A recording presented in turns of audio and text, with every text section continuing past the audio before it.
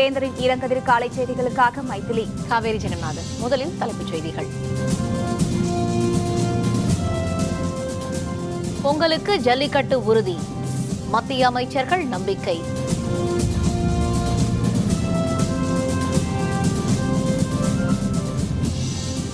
வாஜ்பாய் மேற்கொண்ட நடவடிக்கையை தொடர வேண்டும், மோடியின் பாகிஸ்தான் பயணம் குறித்து அத்வானி கருத்து.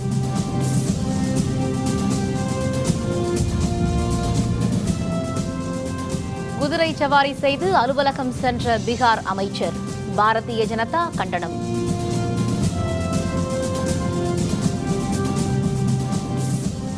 கொல்கத்தா குடிசை பகுதியில் தீ விபத்து, நூற்றுக்கணக்கான குடிசைகள் தீயில் எரிந்தன. சட்ட சிக்கல்கள் தீர்க்கப்பட்டு ஜல்லிக்கட்டு போட்டிகள் உறுதியாக நடைபெறும் என்று மத்திய இணையமைச்சர் பொன் ராதாகிருஷ்ணன் தெரிவித்துள்ளார். இந்திய முதல் சுதந்திர போராட்ட வீரர் அழகு முத்துக்கோன் நினைவு அஞ்சல் தலை வெளியீட்டு விழா மதுரை காந்தி அருங்காட்சியகத்தில் நடைபெற்றது. விழாவில் பாரதிய ஜனதா தேசிய செயலர் முரளிதர் ராவ், பாரதிய ஜனதா தமிழக தலைவர் தமிழிசை சவுந்தரராஜன் உள்ளிட்டோர் பங்கேற்றனர். வீரர் அழகு முத்துக்கோனின் உருவம் பதித்த அஞ்சல் தலையை மத்திய தகவல் தொழில்நுட்பத்துறை அமைச்சர் ரவிசங்கர் பிரசாத் வெளியிட மத்திய கப்பல் மற்றும் தரைவழி போக்குவரத்து துறை இணையமைச்சர் பொன் ராதாகிருஷ்ணன் பெற்றுக் கொண்டார். விழாவில் உரையாற்றிய பொன் ராதாகிருஷ்ணன், சட்ட சிக்கல்கள் தீர்க்கப்பட்டு ஜல்லிக்கட்டு போட்டிகள் உறுதியாக நடைபெறும் என்று தெரிவித்தார்.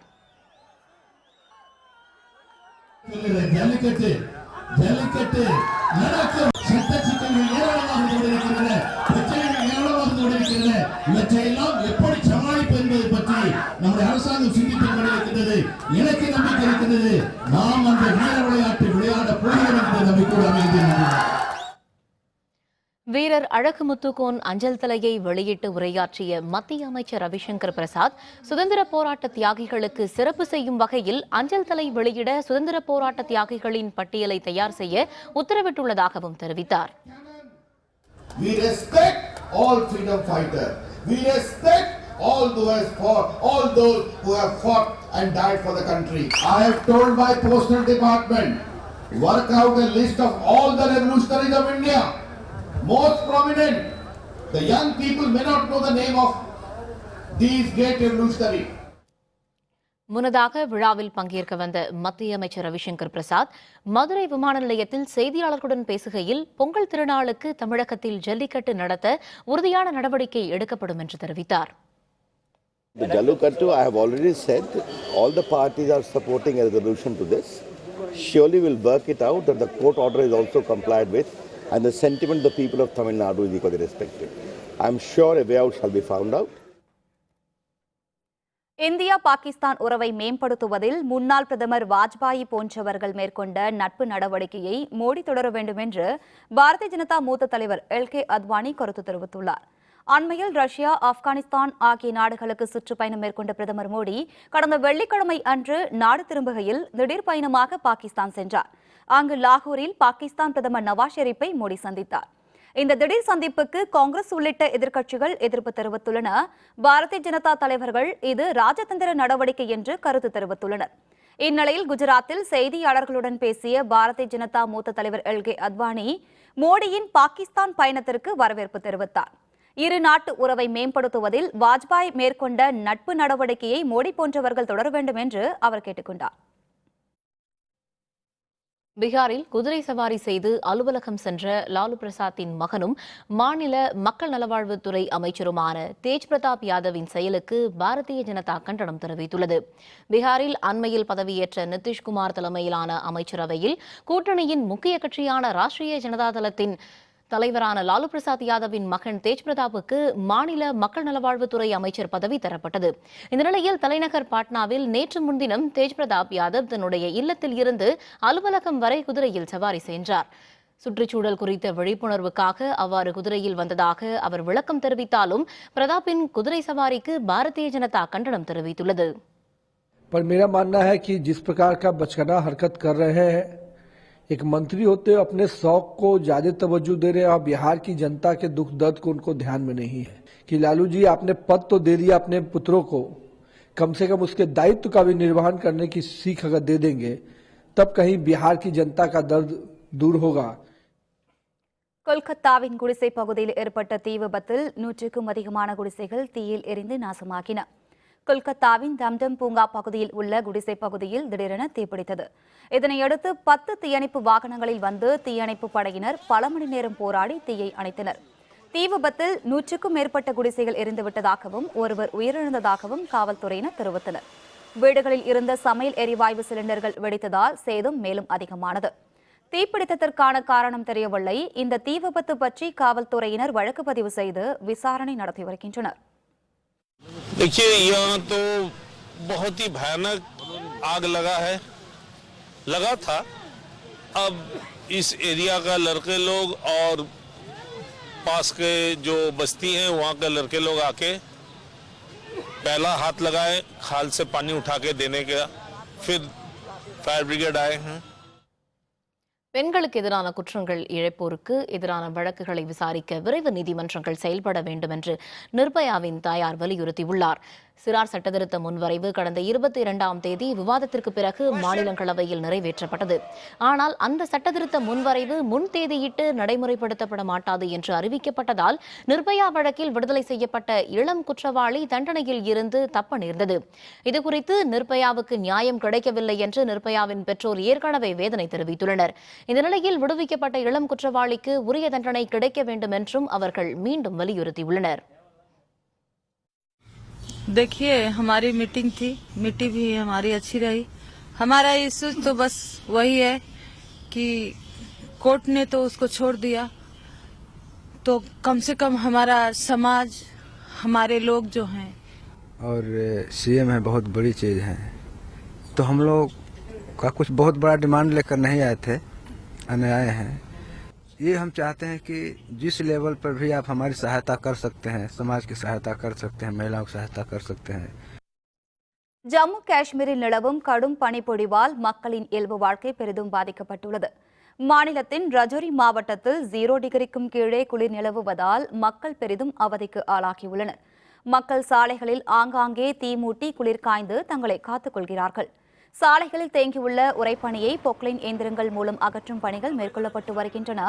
அதிக பனி காரணமாக சாலைகளில் விபத்து ஏற்படும் வாய்ப்பு அதிகரித்துள்ளது. பனிப்பொழிவு மேலும் அதிகரிக்க வாய்ப்புள்ளதால் மக்கள் பெரிதும் கவலையில் ஆழ்ந்துள்ளனர்.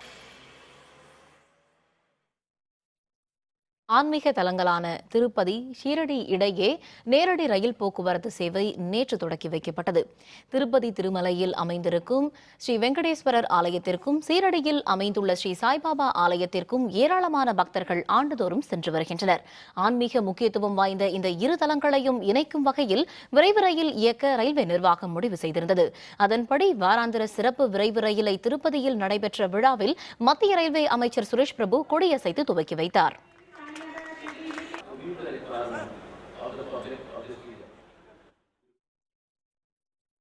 தமிழகத்தின் கடலோர மாவட்டங்களில் ஓரிரு இடங்களில் இன்று மழையோ அல்லது இடியுடன் கூடிய மழையோ பெய்ய வாய்ப்பிருப்பதாக சென்னை வானிலை ஆய்வு மையம் தெரிவித்துள்ளது. தெற்கு அந்தமான் கடல் மற்றும் அதனை ஒட்டியுள்ள பகுதியில் நிலை கொண்டிருந்த குறைந்த காற்றழுத்த தாழ்வு நிலையானது தற்பொழுது தென்கிழக்கு வங்கக்கடலில் மையம் கொண்டுள்ளது. இதன் காரணமாக அடுத்த 24 மணி நேரத்தில் தமிழகத்தின் கடலோர மாவட்டங்கள் மற்றும் புதுச்சேரியில் ஓரிரு இடங்களில் மழை அல்லது இடியுடன் கூடிய மழை பெய்ய வாய்ப்புள்ளதாக வானிலை ஆய்வு மையம் அறிவித்துள்ளது. சென்னையை பொறுத்தவரை வானம் மேகமூட்டத்துடன் காணப்படும் என்றும் நகரின் ஒரு சில இடங்களில் லேசானது முதல் மிதமானது வரை மழை பெய்ய வாய்ப்பிருப்பதாகவும் தெரிவிக்கப்பட்டுள்ளது. மதுராந்தகம் ஏரி பகுதியில் ஆக்கிரமிப்பு ஆய்வு செய்ய உயர்நீதிமன்றம் உத்தரவு. விவரம் விளம்பர இடைவேளைக்கு பிறகு.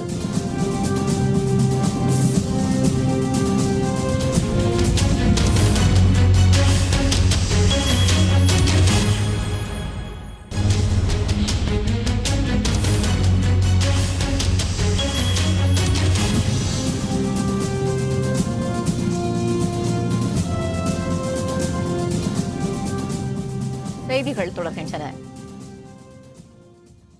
மதுராந்தகம் ஏரி பகுதியில் முறைகேடாக வீட்டுமனை பட்டா வழங்கப்பட்டதாக எழுந்துள்ள புகார்கள் பற்றி ஆய்வு செய்ய மதுராந்தகம் வட்டாட்சியருக்கு சென்னை உயர்நீதிமன்றம் உத்தரவிட்டுள்ளது.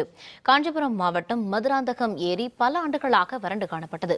இந்த நிலையில் கடந்த சில வாரங்களுக்கு முன்பு பெய்த தொடர் மழை காரணமாக ஏரி நிரம்பியது. எனினும் ஏரியில் இருந்து கால்வாய்க்கு செல்லும் பாதைகள் அனைத்தும் ஆக்கிரமிக்கப்பட்டுள்ளதால் விவசாயத்திற்கு தண்ணீர் பெறுவதில் சிக்கல் ஏற்பட்டுள்ளது. இது தொடர்பாக மதுராந்தகத்தைச் சேர்ந்த திருஞான செல்வம் தொடர்ந்த வழக்கை விசாரித்த சென்னை உயர்நீதிமன்ற நீதிபதிகள் ஏரி பகுதியை மறுவரைமுறை செய்து யாருக்காவது முறைகேடாக வீட்டுமனை பட்டா வழங்கப்பட்டுள்ளனவா என்பது பற்றி விசாரிக்க மதுராந்தகம் வட்டாட்சியருக்கு உத்தரவிட்டுள்ளனர். அனுமதி இல்லாத வீட்டு மனைகளை வாங்கி அதில் கட்டி வீடுகளை கட்டி அதில் ஜனங்க இருக்க பார்த்து இந்த காவாயெல்லாம் தண்ணி வர மதிலிருந்து வர தண்ணி பூரா அடைப்பட்டு ஏற்பட்டு வீடெல்லாம் ரொம்ப போய் எல்லாம் அது உள்ளே பாஞ்சு போய் ரொம்ப ஜனங்க ரொம்ப கஷ்டப்படுறத இன்னைக்கு தமிழ்நாடே அறிஞ்சது, எல்லாருக்கும் தெரிஞ்ச கதை. இந்த வியாபாரிகள் லேஅவுட்லாம் பரவாயில்ல, வியாபாரிகள் இருந்து விவசாயிகளை காப்பாற்றி தருமாறும் மறுபடியும் பழைய நிலைமைக்கு விவசாய உற்பத்தி பாதிக்காதவனும் பண்ணணும்னு சொல்லிட்டு இந்த அரசாங்கத்தை நான் தாழ்மையுடன் கேட்டுக்கொள்கிறேன். மதுராந்தக நகரத்திலே பல இடங்களிலே ஒரு சுமார் 300-400 கட்டிடங்கள் இப்போது அண்ணாத்த கட்டிடங்களும் உருவாகியிருக்கின்றது. அந்த உருவான காரணத்தினாலே காவாயில் தண்ணி செல்ல முடியாமல் இன்றைக்கு நிலத்தல்களை பரவி அந்த தண்ணீரான ரயில்வே தொழிலாளத்து மேலும் சென்று ரயில்வே போக்குவரத்தும் பாதிக்கும் என்ற அளவுக்கு இன்றைக்கு அந்த அண்ணாத்த லேஅவுட்டுகளால் பெரும் பாதிப்பை மக்களுக்கு ஏற்படுத்துகின்ற வாய்ப்பு உள்ளது என்பதை தெரிவித்துள்ளேன். திருநெல்வேலி சுற்று வட்டார பகுதிகளில் பயிரிடப்பட்டுள்ள மஞ்சள் குலைகள், கரும்பு உள்ளிட்டவை அமோக விளைச்சலுடன் அறுவடைக்கு தயார் நிலையில் உள்ளதால் விவசாயிகள் மகிழ்ச்சியடைந்துள்ளனர். பொங்கல் திருநாளில் புது பானையில் பொங்கலிடும் போது மஞ்சள் குலைகள் கட்டி சூரிய பகவானை வழிபடுவது வழக்கம். இதற்கென நெல்லை டவுன் மற்றும் அதன் சுற்று வட்டார பகுதிகளான சேர்ந்தமங்கலம், ராமையன்பட்டி, அருகன்குளம் உள்ளிட்ட இடங்களில் அதிக அளவில் மஞ்சள் குலைகளும் கரும்பும் பயிரிடப்பட்டுள்ளன. ஜூன் மாதத்தில் நடவு நடப்பட்டதாகவும் கடந்த 50 நாட்களுக்கும் மேலாக பெய்த பருவமழை காரணமாக நிகழாண்டில் விளைச்சல் அமோகமாக இருப்பதாகவும் கூறும் விவசாயிகள் அதிக லாபம் கிடைக்கும் என எதிர்பார்ப்பதாகவும் தெரிவிக்கின்றனர். மழை பெஞ்சனால வாழை, மஞ்சள், சிறுகிழங்கு பொங்கலுக்கு நாங்கள் நல்ல அமோகச்சல் கொடுத்து வெள்ளை விளைச்சல் விளைஞ்சிருக்கு. பொங்கலுக்கும் அது நல்ல விலைக்கு போகும். இன்னும் சந்தோஷமாக நாங்கள் மகிழ்ச்சியோடு இருக்கோம். விவசாயி தைப்பொங்கலை விட்டு பனங்கிழங்கு, மஞ்சள், கரும்பு எல்லாம் போட்டிருக்கோம். இந்த ட்ரிப் எந்த மழை பெஞ்சனாலும் நல்ல விவசாயம் நல்ல அமோகமாக விளைஞ்சிருக்கு. பனங்கிழங்கு, கரும்பு, மஞ்சள், வாழை எல்லாமே நல்லா இருக்குது. இது பொங்கலுக்கு நல்ல விலைக்கு போகும்படி நாங்கள் எதிர்பார்த்துக்கிட்டு இருக்கோம். புதுச்சேரியில் மழையால் பாதிக்கப்பட்ட மக்களுக்கு தனியார் தொழிற்சாலை மூலம் வழங்கப்பட்ட அரிசி தரமற்றதாக இருப்பதாக கூறி கிராம மக்கள் சாலை மறியலில் ஈடுபட்டனர். கனமழை காரணமாக பாதிக்கப்பட்ட காலாப்பட்டு, சின்ன காலாப்பட்டு, பிள்ளைச்சாவடி உள்ளிட்ட கிராமங்களைச் சேர்ந்த மக்களுக்கு காலாப்பட்டில் இயங்கி வந்த தனியார் தொழிற்சாலை சார்பில் வீடுதோறும் 25 கிலோ இலவச அரிசி வழங்கப்பட்டது. இந்த நிலையில் தரமற்ற அரிசியை வழங்கியதாக புகார் தெரிவிக்கும் கிராம மக்கள் தனியார் தொழிற்சாலையை முற்றுகையிட்டு மறியலில் ஈடுபட்டனர். அப்போது அரிசியை சாலையில் கொட்டிய மக்கள் தொழிற்சாலை எதிராக முழக்கமிட்டனர். இதனைத் தொடர்ந்து தரமான அரிசி வழங்குவதாக தனியார் தொழிற்சாலை நிர்வாகம் அளித்த உறுதியின் பேரில் மறியல் கைவிடப்பட்டது.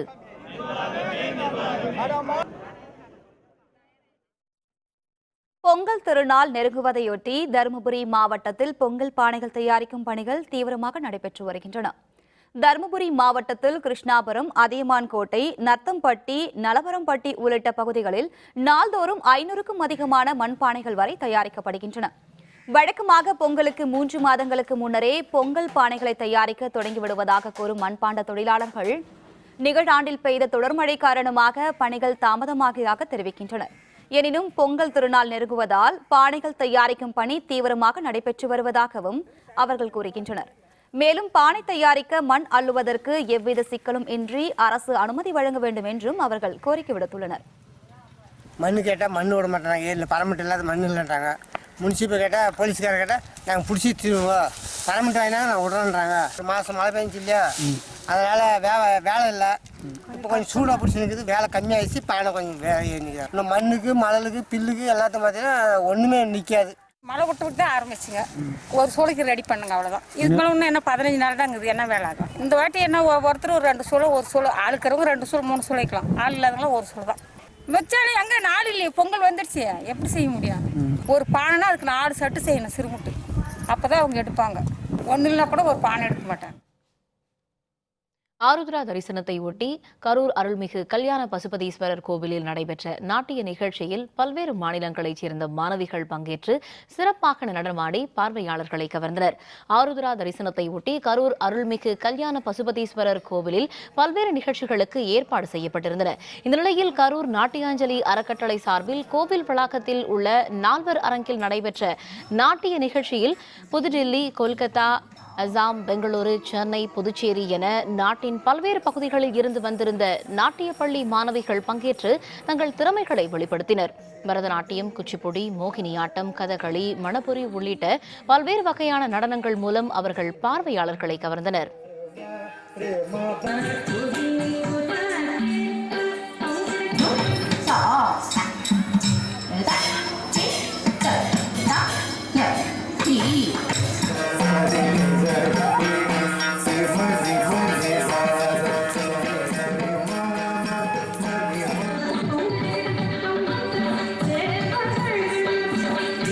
இந்தியாவின் பாரம்பரிய நடனங்களான பரதநாட்டியம், கூச்சிப்புடி, மோகினியாட்டம், கதகளி, மணிப்புரி போன்ற பாரம்பரிய நடனங்கள் இங்கு 6 வருடங்களாக அரங்கேற்றப்பட்டு கொண்டிருக்கிறது. இந்தியா மட்டுமல்லாது பல வெளிநாடுகளிலிருந்தும் பல கலைஞர்கள் ஆர்வத்துடன் கலந்து கொண்டு பசுபதீஸ்வரருக்கு அஞ்சலி செய்கிறார்கள் என்பதை மிக மகிழ்ச்சியுடன் தெரிவித்துக் கொள்கிறோம். 400-500 வருஷத்துக்கு முன்னாடி கோவிலில் நடனம் ஆடிருந்தாங்க தேவதாசிகள். அது இப்போ திரும்பி பரம்பரை வந்துருக்கு. பெரிய பெரிய கோவிலெல்லாம் இப்போ ஃபெஸ்டிவல் நடத்துகிறாங்க. நடத்தி ஆணும். ஏன்னா அவங்களுக்கு எல்லாம் ஒரு பெரிய பாக்கியம். நான் இந்த மாதிரி நிறைய டெம்பிள்ஸ் ஃபெஸ்டிவல் பண்ணணும். பெரிய பெரிய ஃபெஸ்டிவல் பண்ணி இதை இன்டர்நேஷ்னலி பண்ணி ஆகணும். அதுதான் என்னோட விருப்பம். ஈரோட்டில் நடைபெற்ற அருள்மிகு பூரி ஜெகநாத தேரோட்ட நிகழ்ச்சியில் திரளான பக்தர்கள் பங்கேற்று தேரை வடம் பிடித்தெடுத்தனர். ஒடிசா மாநிலத்தில் உள்ள பிரசித்தி பெற்ற அருள்மிகு பூரி ஜெகநாதர் கோவில் தேரோட்ட நிகழ்ச்சியில் பங்கேற்க இயலாதவர்களுக்கென நாடு முழுவதும் பல்வேறு இடங்களில் சிறிய அளவில் தேரோட்ட நிகழ்ச்சிகள் நடத்தப்படுகின்றன. இதன்படி ஈரோடு பிரதாப் சாலையில் தொடங்கிய தேரோட்ட நிகழ்ச்சி பெருந்துறை சாலையில் உள்ள தனியார் மண்டபத்தில் நிறைவுற்றது. வழிநெடுக்கிலும் குழந்தைகள், பெண்கள் என பலர் கிருஷ்ணர் பாடல்களை பாடியவாறும் நடனம் ஆடியும் ஊர்வலமாக சென்றனர்.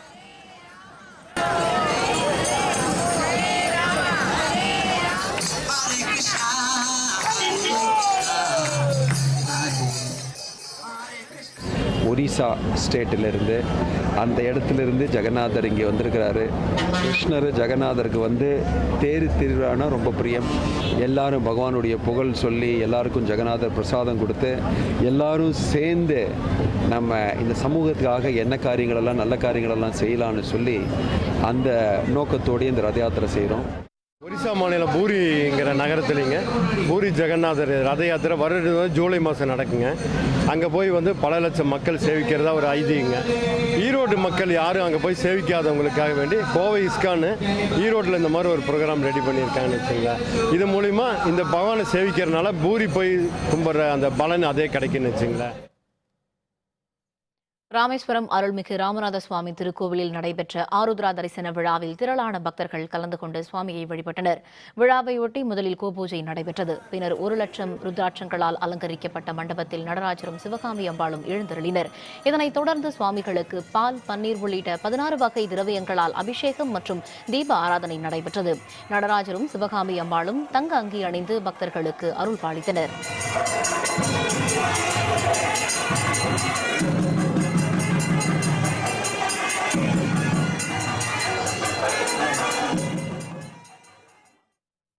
ஆஸ்திரேலிய பாய்மர படகு போட்டி கடும் சவால் அளிக்கும் அணிகள். விவரம் விளம்பர இடைவேளைக்கு பிறகு.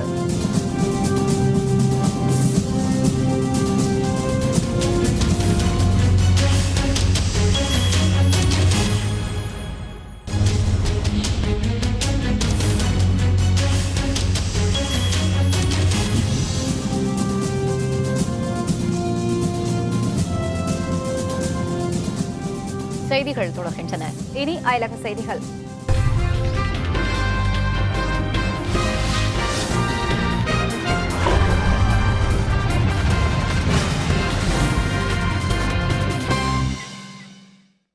பிரிட்டனின் பல்வேறு பகுதிகளில் கொட்டி தீர்த்த கனமழையால் சாலைகளில் வெள்ளப்பெருக்கு ஏற்பட்டது.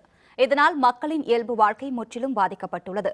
பிரிட்டனில் கிறிஸ்துமஸ் திருநாளின் போது மழை, பனி, சூறைக்காற்று உள்ளிட்ட இயற்கை பேரிடர் எச்சரிக்கைகளை அந்நாட்டு வானிலை ஆய்வு மையம் விடுத்திருந்தது. இதேபோல் நாட்டின் பல பகுதிகளில் வழக்கத்திற்கு மாறாக கனமழை பெய்தது.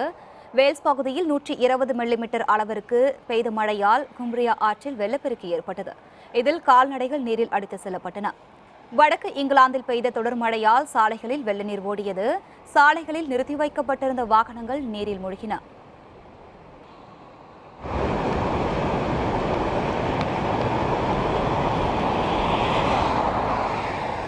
வீடுகள் மற்றும் வணிக வளாகங்களுக்குள் வெள்ள நீர் புகுந்ததால் மக்களின் இயல்பு வாழ்க்கை பெரிதும் பாதிக்கப்பட்டது. இதனிடையே மழை தொடரும் என அறிவிக்கப்பட்டுள்ள நிலையில் பிரிட்டன் ராணுவத்தினர் மீட்புப் பணிகளில் ஈடுபட்டுள்ளனர்.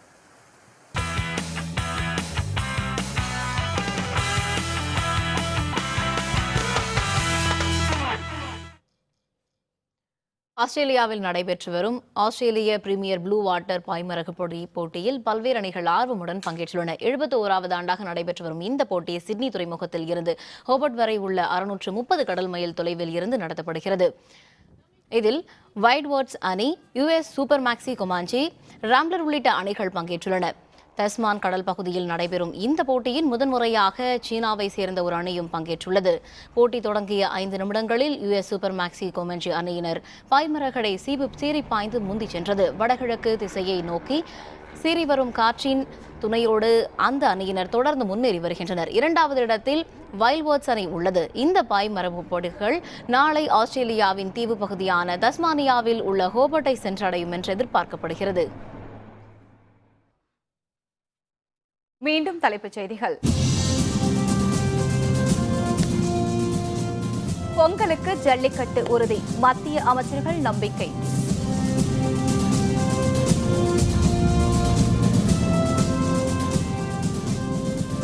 வாஜ்பாய் மேற்கொண்ட நடவடிக்கையை தொடர வேண்டும், மோடியின் பாகிஸ்தான் பயணம் குறித்து அத்வானி கருத்து.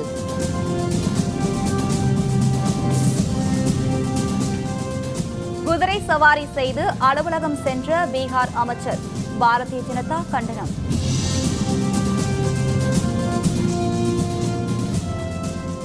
கொல்கத்தா குடிசை பகுதியில் தீ விபத்து, நூற்றுக்கணக்கான குடிசைகள் தீயில் எரிந்தன.